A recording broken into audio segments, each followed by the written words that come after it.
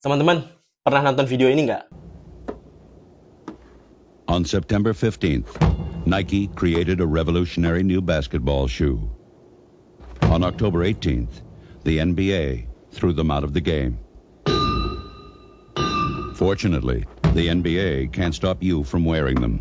Ini adalah video komersial Nike Air Jordan 1 yang dirilis di tahun 1985. Turns out, video itu cuma propaganda dari Nike. Hari ini kita bakal ngebahas mitos-mitos di dunia persneakersan. What is good everyone? Welcome back to my channel. It's me again, Haikal. Di hot sama kalau review masih yang Ya guys, layaknya hal-hal lain yang ada di dunia ini, dalam dunia persneakersan juga ada yang namanya mitos-mitos atau cerita-cerita yang dibikin seolah-olah itu sebuah fakta. Kali ini gue mau ngumpulin beberapa mitos yang beredar di dunia persneakersan. So, ini dia. Yang pertama, mitos ini emang udah sering banget kita dengerin ya. Terutama waktu gue remaja dulu, biasanya buat ngecek sebuah sepatu, apakah ori atau KW, sepatunya itu dilemparin. Dan hasilnya, kalau misalkan sepatunya itu kebalik lagi ke bentuk yang semula, berarti sepatunya ori. Sedangkan kalau misalkan sepatunya itu nggak berdiri lagi atau kebalik, jadi bisa dibilang atau klaimnya adalah sepatu itu KW. Turns out ternyata nggak semudah itu ya buat ngebedain sebuah sepatu apakah ori atau KW. Di tahun sekitaran 2016-2017, salah satu YouTuber yang memang ciri khasnya itu ngebahas ori KW, terutama di sepatu-sepatu Yeezy. Also, you must get this stuff wrong sometimes. I've never gotten it wrong. You've never gotten it wrong. Turns out dia juga nggak bisa ngebedain mana yang ori, mana yang KW. Namanya adalah Yeezy Basta. Dan itu terjadi beberapa tahun silam. Many people are buying fakes. Are they really? they're fake as shit. I've never gotten it Bayangin, sekarang di tahun 2024, produksi-produksi atau pabrikan yang ngebikin sepatu KW semakin jago nge-replicate versi orinya. Bahkan, gue pernah lihat video di TikTok yang ternyata sepatu KW sekarang itu ngebikin tag label retailer. Contohnya kayak gini. Nah, biasanya untuk retail pairs atau pairs yang khusus dijual di lokal atau di Indonesia, itu bakal ada stiker importirnya. Dan ini biasanya officially dijual di retailer. Terus gue nemuin sebuah video yang ternyata udah sejauh itu. Pabrikan-pabrikan merek KW ngebikin label stiker importir biar sepatunya kelihatan original. The bots, or screw the bots. This is my way of getting the shoes. So So kesimpulannya adalah mitos untuk ngelempar sepatu agar ketahuan mana yang KW, mana yang ori, itu salah ya guys. Jangan pernah dipercayain karena memang untuk membedain sepatu KW dan ori sesulit itu sekarang ya. Tapi tenang aja, banyak banget kok aplikasi-aplikasi yang autentik, yang terpercaya, yang bisa ngecek autentik atau enggaknya sepatu kamu. Ini dia mitos yang kedua. Dilarang menggunakan kaos kaki yang cross brand. Maksudnya adalah misalkan kayak kamu pakai sepatunya Nike, terus untuk kaos kakinya kamu pengen pakai Adidas atau New Balance. Jadi simply biasanya di dunia persneakersan ini nggak boleh banget ya dan dilarang. By the way, gue juga pernah ngebikin video kalau hal yang cross kayak gitu,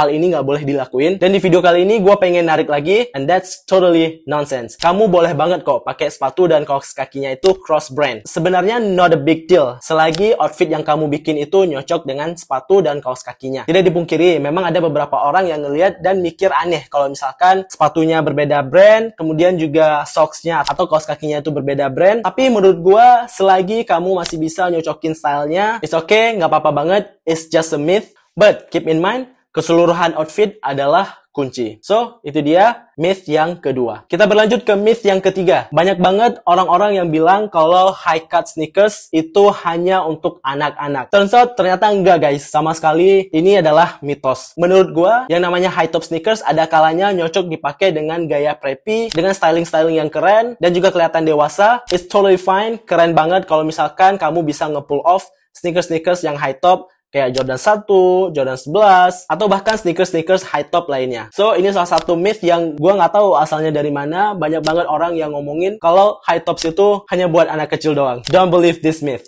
Oke, itu dia myth yang ketiga. Nah, berikutnya, ini salah satu mitos yang juga gue sering banget dengerin. Katanya, teknologi Adidas lebih bagus daripada Nike. Sebenarnya kalau misalkan kita ngomongin teknologi, semua brand punya teknologinya masing-masing. Dan masing-masing mereka ngeklaim teknologinya paling bagus gitu ya. Jadi kalau misalkan kamu ketemu orang yang ngomongin Adidas itu udah paling nyaman, Adidas itu udah paling comfort gitu, jangan ditelan mentah-mentah guys. Karena di sana, di sepatu Nike juga banyak teknologi-teknologi, terutama cushionnya kayak Zoom X, React, dan lain sebagainya yang juga bagus. Banyak juga orang yang appreciate teknologi dari Nike. So, nggak selamanya teknologi dari Adidas lebih baik atau better daripada teknologi dari Nike. Nah, last but not least. Jadi mitos yang sering banget diceritain generasi ke generasi, termasuk gue juga pernah percaya mitos ini adalah Jordan 1 Brad pernah di-ban di NBA dan Nike ngebayar dendanya. Jadi dimana cerita ini bermula dari Michael Jordan ya, ketika bermain dengan Chicago Bulls, dan dimana dia menggunakan sepatu merah hitam. Di waktu itu ngelanggar peraturannya dari NBA. NBA mempersyaratkan kalau misalkan setiap sepatu itu harus ada warna yang sesuai dengan jersey tim dan juga harus ada warna putihnya. Turns out Michael Jordan menggunakan sepatu yang berwarna hitam dan merah doang.